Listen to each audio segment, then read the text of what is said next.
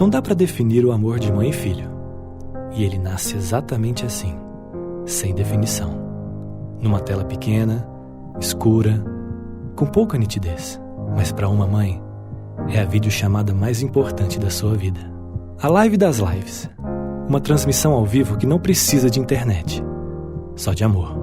E não adianta dizer que o amor é cego, porque é justamente o amor que faz uma mãe enxergar boca, queixo e... eu conheço esse nariz. Um espetáculo em preto e branco. Nesse Dia das Mães, telas modernas estarão fazendo videochamadas, cheias de cores, polegadas e pixels. E isso é ótimo. Mas se ainda assim estiver difícil suportar a distância, lembre-se do ultrassom. Ele é a prova de que isolamento significa proteção.